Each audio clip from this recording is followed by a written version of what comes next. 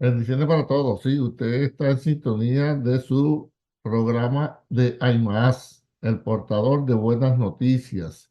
Eso es lo que significa Aymaaz. Usted va en la Biblia y ahí está la historia de Aymaaz, un hombre que era conocido porque siempre llevaba buenas noticias. Y cuando las noticias no eran muy buenas, él sabía dar la mala noticia, pero muy prudentemente. Por eso es que este canal se titula Aymaaz, el portador de buenas noticias. Hoy vamos a hablar de algo que me llamó la atención en estos días. Estuve viendo la relación entre la palabra juicio, misericordia y gracia. Eso lo usamos nosotros los cristianos, los creyentes en Jesús, los que leemos la Biblia. Usamos mucho eso, juicio, juicio de Dios, juicio esto, juicio acá. Usamos también misericordia y siempre la relacionamos con Dios, misericordia de Dios. Y la gracia, por la gracia soy salvo, y por gracia, por medio de la fe y la gracia de Dios. También se puede usar el juicio, lo podemos usar a nivel humano. Están los jueces, ¿verdad? Para dirimir las diferencias entre los hombres. Entonces los jueces emiten juicios de valor. Está también cuando uno usa de misericordia, que ya le voy a dar los conceptos de cada uno. Y también una persona en autoridad puede usar de gracia. Así que vamos a explicar esos conceptos y vamos a ver cómo lo podemos relacionar entre sí o no se pueden relacionar. Vamos a ver siempre a la luz de la escritura para ver la diferencia y la relación que haya o no haya entre juicio, misericordia y gracia. Por aquí tengo un concepto muy sencillo de juicio. Juicio es emitir una opinión acerca de algo o de alguien afectándolo positivo o negativamente. Usted no lo va a encontrar en ningún diccionario. Esto es lo que yo saqué, lo que es el vivir diario, es lo que en la práctica es así. Juicio es emitir una opinión sobre algo o alguien afectándolo positiva o negativamente. Ejemplo, el juez emitió un juicio de culpable. El juez emitió un juicio sobre inocente. B, emitió un juicio, emitió una opinión sobre alguien que lo afectó positivo o negativamente. Así que eso es juicio. Emitir opinión acerca de algo o de alguien, afectándolo positiva o negativamente. Ya emitiste juicio, ya me juzgaste. Quiere decir que ya dijiste algo acerca de mí. No, él ya juzgó. Quiere decir que él ya dio su opinión acerca de esta persona. Eso es en la práctica juzgar, emitir una opinión sobre algo o alguien afectándolo positiva o negativamente. Tenemos el juicio de Dios que puede afectar positiva o negativamente. Ejemplo, juicio de Dios para los impíos, para los que no se arrepienten. Dios emite la sentencia de condenación eterna. Lo afectó negativamente. Bueno, la sentencia de Dios es que son exonerados todos los que acepten a Cristo, no van a condenación. Emitió un juicio, pero nos afectó positivamente a todos los creyentes. Así que de hoy en adelante esté pendiente cuando usted vaya a dar su opinión sobre alguien, pregúntese, ¿estoy emitiendo juicio o de verdad es simplemente una opinión? ¿Lo va a afectar positiva o negativamente? Dependiendo de lo que la conclusión que usted llegue, usted sabrá si es un juicio y si debe hablarlo o debe callarse. Tenemos la otra palabra, la palabra misericordia. Lo define el diccionario de esta manera: ánimo a compadecerse de los sufrimientos y miserias ajenos. Es decir, el ánimo, la intención de compadecerse de las miserias y sufrimientos ajenos. Fíjese que usa la palabra compadecerse. Compasión es muy diferente a lástima. Le pongo el ejemplo prácticamente. Usted ve a alguien en la calle, está necesitado está sin zapatos, el suelo está caliente, hay mucho calor y usted dice, ay, me da lástima. Ese muchacho, mira cómo anda, pero no hace nada. Eso es sentir lástima, compadecerse de alguien, pero no hacer nada. En cambio, la compasión nos mueve a actuar.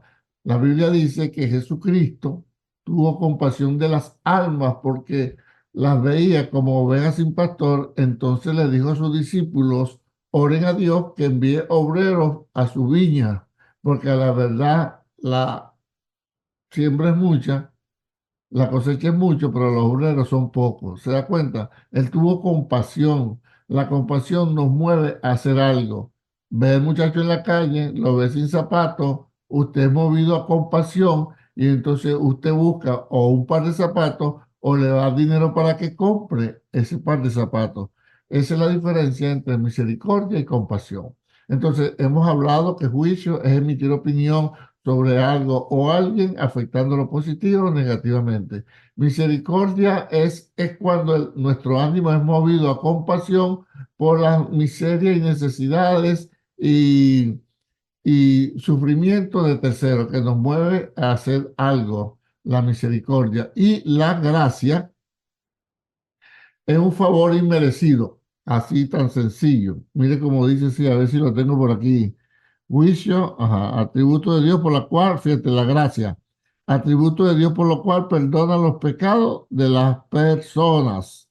Eso es tener gracia. Es un regalo a favor de alguien sin merecerlo. Es una concesión gratuita.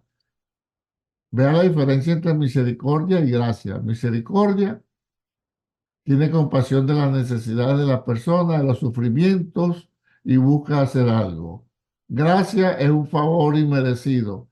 De parte de Dios, el perdón por su gracia, porque Él quiso una concesión gratuita. Juicio, emitir su opinión sobre algo o alguien afectándolo positiva o negativamente, ¿verdad? Fíjese entonces tomando en cuenta los conceptos y el significado y en la práctica de cada una de estas palabras, yo encuentro que juicio, esto es para allá los que somos creyentes y hablamos de juicio, misericordia y gracia. Yo encuentro que el juicio no excluye a la misericordia, pero el juicio excluye a la gracia como la gracia a su vez excluye al juicio. Ya le explico. Puede haber juicio con misericordia.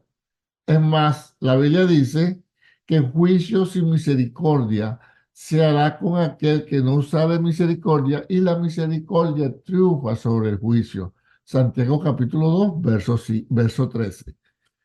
Es decir, que cuando usted y yo vayamos a hacer un juicio, debemos usar misericordia, es decir, tener compasión de los sufrimientos y necesidades ajenas para que nuestro juicio sea justo. ¿Se da cuenta? Entonces, ejemplo, un juez en un tribunal puede sentenciar a un ladrón. La ley dice que puede sentenciarlo hasta 10 años. Eso es lo que dice la ley. Robo con violencia, por poner un ejemplo. 10 años de cárcel. Pero el juez puede usar misericordia que aunque la ley diga que puede condenarlo hasta 10 años, él puede condenarlo a 4. ¿Pero por qué? ¿Por qué? ¿Por qué no le dio los 10 años? Porque usó de misericordia, usó un juicio usando misericordia. Eso es lo que enseña la Escritura. Usted va a hacer un juicio, va a emitir un juicio, va a emitir una opinión, va a emitir una condena. Trate siempre de hacerlo usando misericordia. ¿Qué es misericordia? Compadecerse de las necesidades y los sufrimientos ajenos. Entonces, cuando usted emite la sentencia, su opinión, su juicio, acompañado de misericordia, usted va a ser una persona justa en lo que está hablando. Pero también se da el caso de que puede haber juicio sin misericordia, ¿sí? La ley dice que son 30 años de cárcel y el juez le da 30 años de cárcel. Ay, pero es mucho, ¿por qué no le dio 20? Porque usó la justicia, nunca fue injusto, pero no usó de misericordia. ¿Ve la diferencia? Y a veces usándolo en nuestro vivir diario, con nuestros familiares, amigos, compañeros de trabajos, en la misma iglesia, como pastor, como líderes, como ancianos, como personas que nos relacionamos con la sociedad. Muchas veces no usamos de misericordia, sino que directo mandamos a la persona al infierno, a condenación, porque sencillamente no piensa igual que yo, no hace igual que yo, no cree lo mismo que yo, tiene diferencias conmigo porque yo canto y él no canta, yo brinco y él no brinca, porque yo creo que Cristo viene antes y él cree que viene después, porque yo creo que hay que comer carne y él dice que no, porque yo creo que hay que usar pantalones y aretes y zarcillo y pintarse, y yo pienso que no se debe hacer nada de eso. Se da cuenta que en el vivir diario emitimos muchas veces juicios, nuestras opiniones, y no usamos de misericordia. Misericordia podría ser, bueno, por algo él sabrá lo que está haciendo, a lo mejor esa es la única ropa que tiene. Bueno, lo enseñaron así. A la verdad, la Biblia no da una certeza si se debe o no se debe hacer esto. Entonces vamos a darle el beneficio de la duda hasta que no se demuestre lo contrario es inocente. Ve, eso sería emitir un juicio con misericordia. Así que vayamos viendo la diferencia. El juicio emite opinión, afecta positivo o negativamente. El juicio se puede dar con misericordia, tomando en cuenta las necesidades y los sufrimientos ajenos, pero también se puede dar el juicio sin usar de misericordia y punto. Ahora quiero recalcar, cuando es algo relacionado con las leyes, siempre y cuando el juez no se salga de lo estipulado en las leyes, no es injusto, así no use misericordia. Si la ley dice 10 años y él le dio 10 años, no fue injusto. Usó la ley. Que quiero que eso quede claro. Y que nadie está obligado a usar misericordia en un juzgado. Pero sí el creyente en nuestro vivir diario, sí estamos obligados por el bien nuestro a usar misericordia, sepa. Santiago 2:13, juicio sin misericordia se hará con aquel que no hiciere misericordia, y la misericordia triunfa sobre el juicio, es decir, la compasión es mejor que el juicio sin compasión. Ahora entramos a la palabra gracia. Entonces, gracia dijimos que es un regalo o favor a alguien sin merecerlo, concesión gratuita, que eso es lo que hizo Dios con nosotros. Ya lo voy a desarrollar, pero primero voy a poner un ejemplo que está en la Biblia de que usted y yo también podemos usar misericordia siempre que seamos autoridad. Puede ser los padres, puede ser los pastores, puede ser las autoridades, puede ser un maestro, puede ser un profesor, puede ser un familiar, puede ser una persona ya de edad avanzada que tiene buen testimonio. Es decir, siempre que podamos nosotros usar de autoridad, podemos usar la gracia. Vamos a ver el ejemplo que se encuentra en el libro de Esther. Todos sabemos la historia y si usted no la sabe, pues lea el libro de Esther. Ahí habla de que había un rey llamado Asuero, la esposa no le obedeció un momento dado, él desechó a la esposa y se buscó una esposa nueva. Esta esposa nueva se llamaba Esther, muy linda, muy bella, muy hermosa, dice la escritura.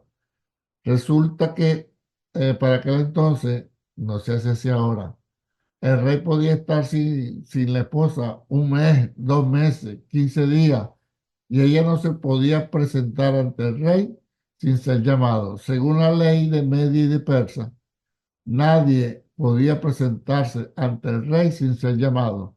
Si una persona, dice la escritura en el libro de Esther, se presentaba ante el rey sin éste haberlo llamado, era digno de muerte. O sea, había que matarlo. ¿Cómo tú te presentas delante del rey sin avisar, sin que te llamen? Entonces había que matarte. Salvo, había la excepción de que el rey extendiera su cetro, y eso era señal que si el rey extendía el cetro sobre la persona que se presentó ante él sin llamarlo, era perdonada su vida y ella podía hablar a esa persona. Hay un problema con los judíos, Esther era judía, y entonces su primo Mardoqueo, pero que era su tutor, le dijo a Esther, Esther, van a matar a todos los judíos, pero tú estás en el palacio del rey. Por favor, anda y habla con el rey y explícale el asunto y dile que nos van a matar y que nosotros no hemos hecho nada malo los judíos.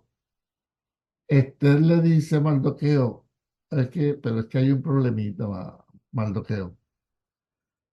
Yo tengo ya un mes que no me presento delante del rey, que él no me llama, y todo el mundo sabe que si alguien se presenta delante del rey sin ser llamado, debe morir, a menos que el rey le extienda el cetro. Y Mardoqueo le dijo, mira, de todas maneras vas a morir porque tú también eres judía. En otras palabras le dijo esto. Así que prepárate y anda a hablar con el rey, ya que tú eres la reina. Y entonces Esther hizo 3 días de ayuno, Mardoqueo también hizo 3 días de ayuno, y la reina Esther dijo, bueno, yo voy a hablar con el rey, me voy a presentar sin que me hayan llamado, y si perezco, que perezca, es decir, si me mata, que me mate, entonces me voy a morir. Y dice la palabra muy claro, oiga bien, me gusta como dice, en Esther capítulo 5 verso 2 lo puede buscar cuando tenga tiempo. Esther capítulo 5 verso 2 dice que Esther se presentó delante del rey y cuando el rey preguntó quién anda ahí, quién se presentó delante de mí, y si aparece la reina Esther, dice claro el capítulo 5 de Esther, y Esther halló gracia ante el rey y el rey le extendió el cetro y le perdonó la vida, y Esther pudo hablar a favor del pueblo de Israel. ¿Se da cuenta lo que estoy enseñando? El rey tenía autoridad, el rey al que se le presentara sin haber llamado, sin haberlo el llamado, era digno de muerte, tenía la autoridad, poder y potestad de mandarlo a matar, pero también podía dar gracia y perdonarle la vida. Fíjese que si el rey perdonaba la vida dando gracia, no violentaba la norma, porque la norma lo que decía tan sencillo era, el que se presente delante del rey sin haber sido llamado, hay que matarlo. Hasta ahí. Lo demás era a prudencia del rey si le daba perdón o no le daba perdón. Qué tremendo, ¿verdad? Ya eso estaba ahí prefigurado de lo que Dios hizo con nosotros. Entonces el rey le extendió el cetro, pero dice muy claro, halló gracia, Esther halló gracia. ¿Qué fue lo que halló? Un perdón inmerecido, un favor inmerecido, una concesión gratuita que le tocaba a Esther por presentarse sin ser llamada ante el rey, que la mandaran a matar. ¿Qué potestad tenía el rey aparte de mandarla a matar sin violentar la ley? Darle su gracia, darle su perdón y permitirle entrar. Y eso fue lo que ocurrió. Entonces, pasamos ahora, porque esta es la enseñanza, que eso fue lo que hizo Dios con nosotros, solamente que lo hizo macro. El rey Asuero lo hizo con la reina Esther, una persona. Dios lo hizo con millones de personas. David dice en el Salmo 32, lo pongo en antecedente, David, uno de los reyes más amados por Dios, la Biblia dice que el corazón de David era conforme al corazón de Dios, pero en una oportunidad David se dejó llevar por sus deseos carnales, vamos a hablarlo así, y dice que desde la azotea de su palacio estaba viendo y vio una mujer que se estaba bañando desnuda. Y él la vio y la codició y deseó tenerla. Preguntó quién es esa mujer. Le dijeron, esa es la esposa, esa es Betsabé, la esposa de Urías Eteo, un soldado tuyo que está peleando en la batalla. Y David, usando de su autoridad, la mandó a llamar y abusó de ella. Como era el rey, abusó de ella sexualmente, se acostó con ella y así de tranquilo, después que se sació, después que se satisfizo, sencillamente la mandó, vete otra vez para tu casa. Y el esposo estaba peleando a favor de David en la guerra. Al mes, al tiempo, la mujer le manda a decir a David, mire, rey, estoy embarazada y es de usted porque mi esposo está en la guerra. Mi esposo tiene meses que no viene para acá. Y entonces David, en vez de humillarse y reconocer, dice que ideó un plan. Le mandó una carta al general con un jinete y le dijo, mándame a Urías Eteo. El general no sabía lo que estaba pasando y le dice a Urías Eteo, el rey te llama. Y Urías fue y se presentó ante el rey David. Y entonces David le preguntó, mira, te mandé a buscar, ¿cómo está la guerra? ¿Cómo está el enemigo? ¿Qué han hecho? ¿Cómo están los soldados? Le preguntó todo relacionado a la guerra, pero eso era un ardí. Esa era la trampa, el señuelo, la excusa que tenía David para traerlo. Y le dijo, está bien, bueno, vete hoy para tu casa, llégate a tu mujer y mañana arranca, o te quedan 2 días, y después arranca otra vez para la pelea. Pero Urías no hizo eso. Urías se fue, pero no entró a su casa, sino que se quedó durmiendo afuera en el porche, como decimos nosotros los puertorriqueños, en la marquesina. Y entonces le dijeron a David, mira, rey, Urías Eteo no entró a su casa, se quedó afuera, no tuvo nada que ver con su esposa. Y el rey lo vuelve a llamar, ven acá, Urías, ¿qué te pasó? Bueno, ¿por qué no te fuiste? No, entonces Urías le dice, ¿cómo yo voy a estar con mi esposa y tener intimidad con ella y estar en placer cuando el arca de Dios y los soldados de mi rey están durmiendo al aire libre, están peleando, exponiendo su vida? Yo no podía hacer eso. Oye, tremendo hombre, ¿verdad? Fiel. ¿Qué hizo David? Lo emborrachó. Lo emborrachó y como era rey, toma más, toma más. Y después que lo tuvo bien borracho, le dijo, bueno, vete para tu casa, acuéstate con tu mujer y después te vas. Pero Urías, borracho y todo, se quedó afuera, no entró a su casa. Cuando el rey se enteró que Urías, ni siquiera borracho, entró a su casa, agarró, hizo una carta y le dijo al general, a Joab, pon a Urías en lo más fuerte de la batalla. Cuando vayan a tomar la ciudad, pónganlo enfrente. No importa si los flecheros lo alcanzan. Y mandó esa carta con el mismo Urías. Con el mismo Urías mandó la carta al rey, al general Joab. Yo desde que leí eso hace años, sea quien sea que me dé una carta, llévasela a fulana o a fulano, yo la leo por camino. Digo, pastor, sí, sí, a la gente yo le digo, la voy a leer, porque yo no sé si me pueden hacer lo mismo que me estén mandando a matar por mí mismo. Usted, pastor, ¿usted está jugando? No, le estoy hablando en serio. Denme una carta para que usted vea qué le voy a decir yo. Esta carta es para aquí, para fulano, yo la voy a leer. No, que sea privada, entonces mándela con otro. ¿Por qué? Porque yo no sé si esa carta habla algo de mí. No habla. No, yo la tengo que leer. Y así la gente lo agarra chiste, el que lo agarra chiste, yo a mitad de camino me paro y la leo. Ajá. Y si no la da conmigo, mejor. Bueno, Urias llevó la carta y cuando el general leyó, sin importar por qué, agarró ya a Urias cuando iban a tomar la ciudad, lo puso lo más cerca y los flecheros dispararon desde el muro y lo mataron. Cuando David se enteró que mataron a Urias, se quiso poner bravo, perdón, cuando el rey Joab le dice, tomamos la ciudad, pero los flecheros mataron a unos cuantos soldados nuestros. El rey se quiso poner bravo y cuando el rey se iba a poner bravo, le dijeron, pero también fue muerto Urías Eteo. Ah, David se quedó quieto. Ah, no pasaba nada. En la guerra siempre muere gente. Él pensó que hasta ahí llegó todo, pero Dios había visto toda la vagabundería que él había hecho. Y cuento corto, David empezó a andar en angustia, en sufrimiento y esto. Y en el Salmo 32, cuando tenga tiempo, léalo. Dice que David no aguantó más y dijo, mientras callé, envejecieron mis huesos en mi gemir todo el día. Pero una vez que te declaré mi pecado, tú me perdonaste. David habla en ese salmo de que Dios lo perdonó solamente porque él confesó. Es decir, David estaba bajo la ley de Moisés.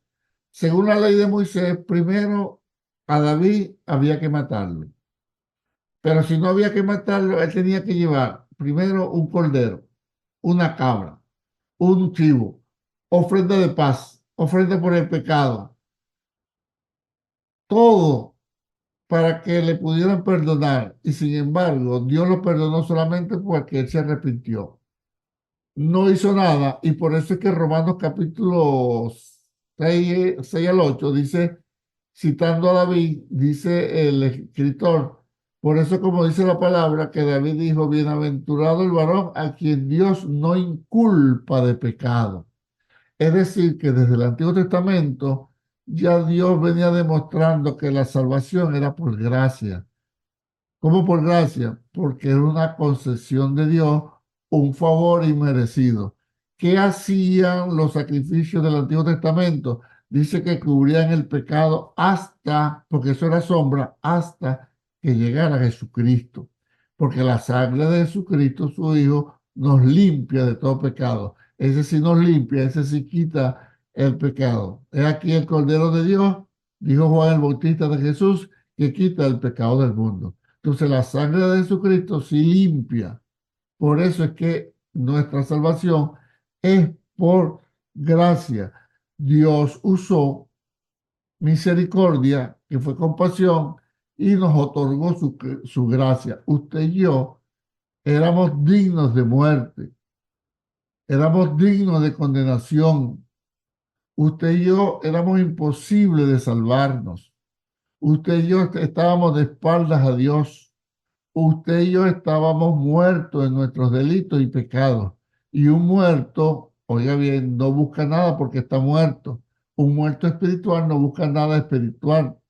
Por eso es que Dios tuvo que intervenir, porque si no, nadie vendría a Cristo. Jesucristo dijo, venid a mí todo el que esté cargado, trabajado, que yo haré descansar, y ustedes que nadie va. Yo soy el camino, la verdad y la vida, el que viene a mí y nadie va. ¿Se da cuenta? Entonces, todo el mundo estaba muerto en delitos y pecados. Romanos dice, capítulo 3, que todos fuimos excluidos de la gloria de Dios, todos. Y Romanos también dice que no hay, que Dios buscó en el mundo uno y que no hay ni siquiera uno que busque a Dios. ¿Sabe lo que Dios está diciendo? Que no hay ni siquiera uno que busque a Dios. Jesucristo, yo soy el camino, la verdad y la vida. El que a mí viene, yo no lo he hecho fuera. Y con todo eso, no viene la gente. ¿Por qué? Porque estábamos muertos, están muertos. Y nosotros estuvimos muertos en delitos y pecados, de espaldas a Dios. Entonces el plan de Dios fue, bueno, yo tengo que interceder por esta gente, yo tengo que darle gracia, pero había un problema. Dios podía dar la gracia, pero Dios es justo. Acuérdense que el juez, cuando usa misericordia, puede dar la pena reducida. Sin usar misericordia, puede usar y dar la máxima pena. Lo que no puede el juez es violentar la ley, porque ahí sí sería un juez injusto si no condena al malvado o deja libre al culpable. ¿Se da cuenta? Es lo mismo que con Asuero. Él podía mandar a matar o él podía dar gracia, pero como Asuero no era justo, no podía hacer más nada. Asuero como hombre no podía hacer más nada. O mandaba a matar o daba gracia. Pero Dios que sí es justo, entonces un Dios justo exigía el castigo por el pecado. Te quiero perdonar, te quiero dar la gracia, tengo cómo hacerlo, pero soy justo, yo sí soy justo, Dios es justo. Yo tengo que cobrar ese pecado, emitir juicio, emitir sentencia. Entonces, en la eternidad, ya Dios, Padre, Dios Hijo, Espíritu Santo, habían acordado el plan de la salvación, que como Dios sabía que nadie quería venir a Jesús, que nadie era justo, que no había ni aún uno, que todos estábamos de espaldas a Dios, que todos estábamos muertos en nuestros delitos y pecados, que todos nos tocaba entonces la condenación.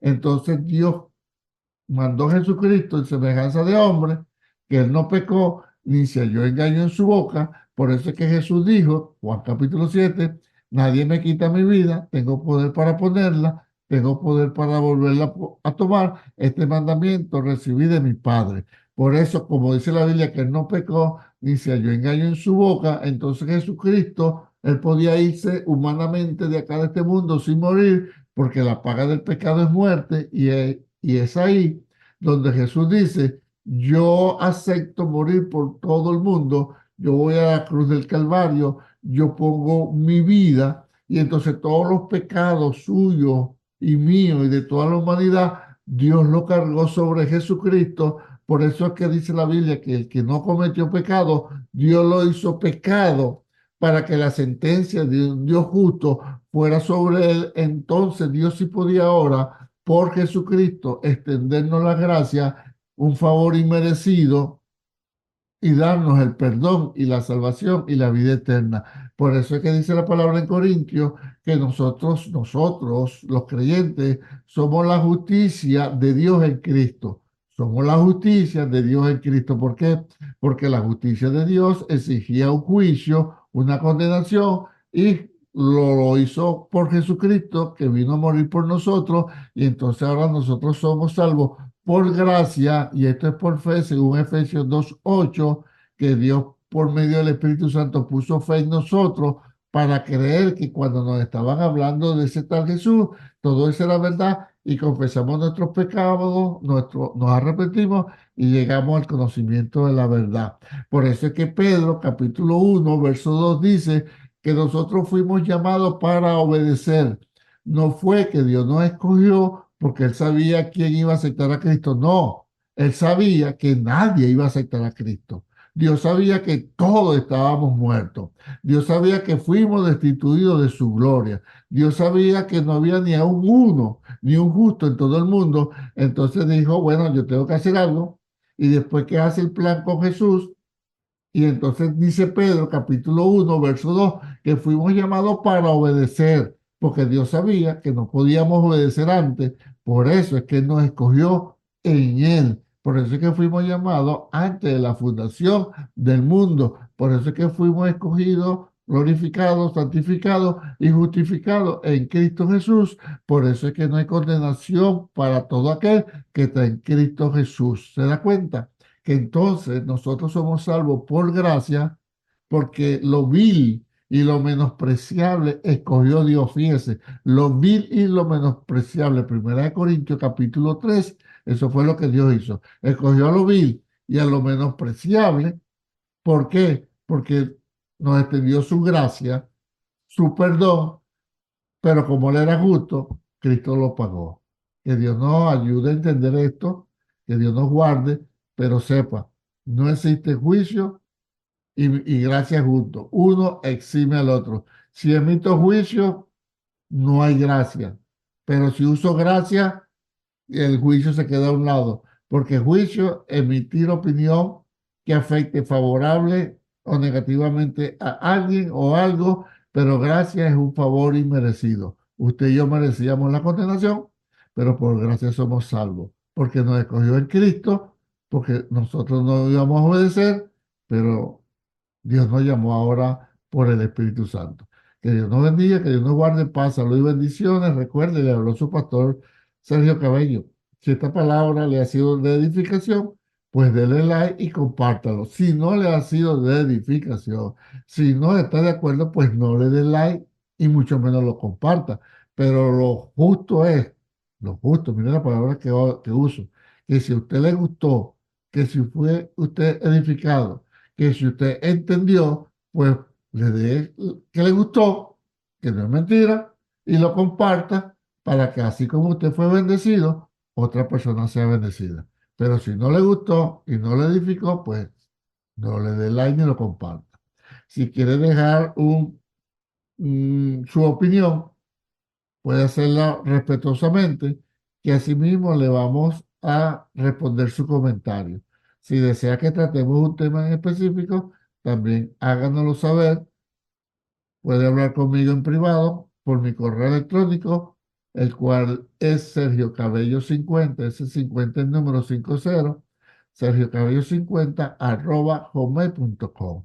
Y recuerde, están abiertas las inscripciones del Instituto Bíblico CIMA. Estamos ofertando 5 cursos: la vida de Jesucristo y su ministerio, la vida de Pablo y sus cartas, la vida de Moisés y el Pentateuco, panorama bíblico y la carta a los hebreos. Todo esto lo damos por internet vía Skype en la comodidad de su casa. Si desea más información, comuníquese conmigo. Paz, salud y bendiciones, y será hasta la próxima entrega. Bendiciones para todos.